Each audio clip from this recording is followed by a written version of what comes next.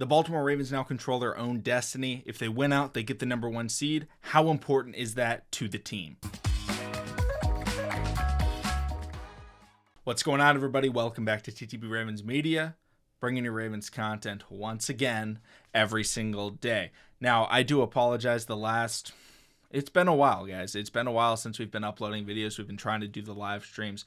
I actually just left my job, which does suck. I did like working there, so that's unfortunate. But the benefit is I do have the time to make more videos, get back to the daily content schedule. So I'm very excited for that for the rest of the season and into the off season. So if there's ever any videos you want me to do, comment them down below, email them, Twitter DM, whatever you want. Let us know what you want us to talk about. We will do it. I put out a community section poll on what topic you guys want me to put out for the first video. The other one I'll probably do tomorrow, but the topics were how important is the 1 seed versus how much should we be playing Geno Stone. So if you're interested in that, make sure to hit the subscribe button down below and stay tuned for that upcoming video. But there's a big debate with the Baltimore Ravens over the last couple of seasons, and it's whether or not the 1 seed and how important it is. Like, should the Ravens go all in for that number 1 seed? Because if you remember, the last time the Ravens were the number 1 seed, or even the last time the Ravens had a bye in the first round of the playoffs, they lost in the first round to the Tennessee Titans. Now, the playoff format has changed since then. Back then, it was it was only a 16 playoff, and there were 2 byes, 1 and 2 seed. Now it's just the 1 seed that gets the bye, and there's 3 wild card teams. So here's the thing that I think a lot of people need to realize. If you are the number 1 seed, more likely than not, you're probably going to play the number 1 wild card seed rather than the number 4 seed in the conference. So typically how that would work right now, the seeding is Dolphins, Ravens, Chiefs, Jaguars. Jaguars are that number 4 seed. The 4 seed plays the 5 seed. And usually the best wildcard team is better than the worst division-winning team, because there's usually a division that's a lot worse. The best example right now is the NFC South, where it's the Atlanta Falcons at 6-6. They would be facing the Dallas Cowboys in the first round. So if you're in the NFC and you're currently the Philadelphia Eagles, who would be the 1 seed, but the Niners might get it, whoever it is, you're going to be playing a really good team in your first game, rather than what it used to be thought of as like, oh yeah, you get this nice bye. The other thing about the number 1 seed that people don't talk about is that you lose your momentum. And I've talked about it before. Joshua and I have spoke on this many times.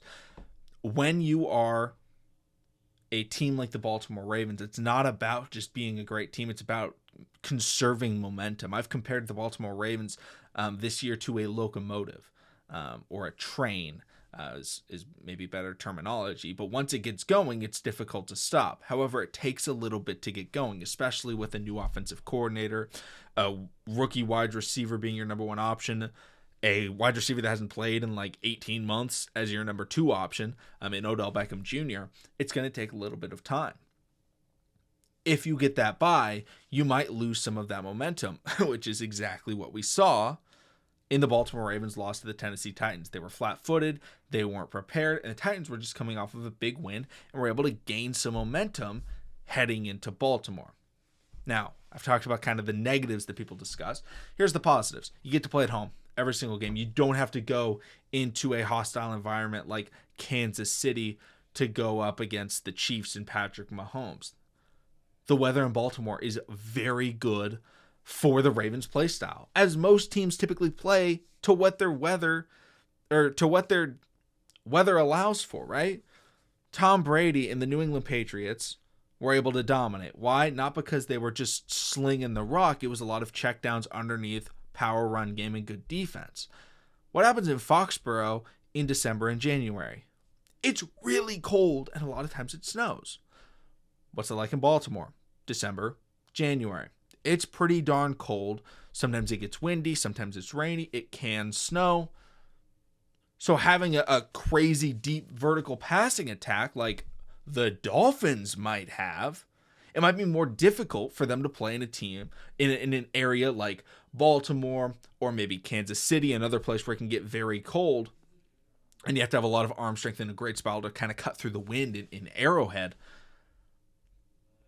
having that home field advantage against teams like the Chiefs and the Dolphins and potentially the Jaguars. But the Jaguars were finding out about Trevor Lawrence. Hopefully he's okay. Shout out to the Cincinnati Bengals, though, for taking down the Jaguars. In my opinion, I think it's better to get that number 1 seed this year. I don't think it's always a set in stone you have to get that number 1 seed or you have to be the number 2 seed.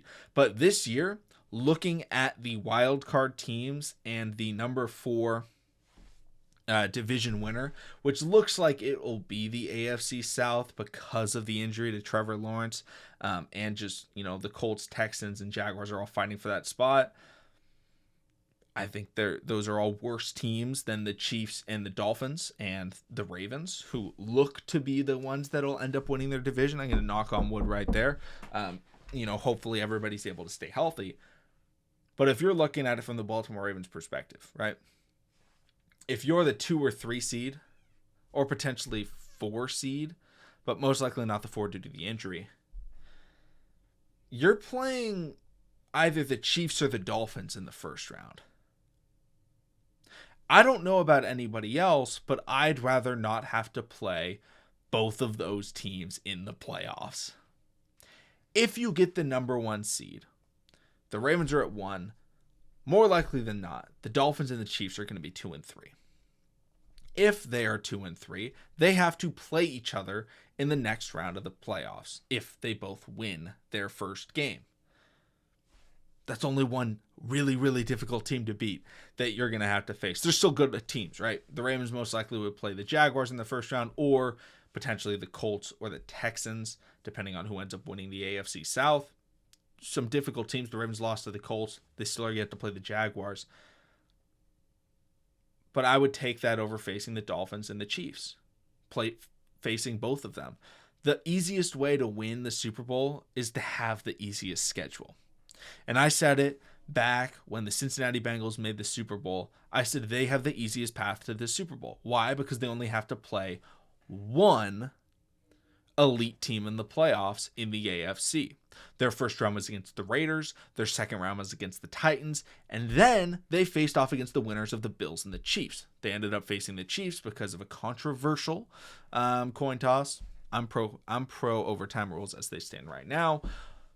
But they faced the Chiefs. They beat the Chiefs. They make it to the Super Bowl. Right? That's the easiest way. Is you don't play as difficult of teams.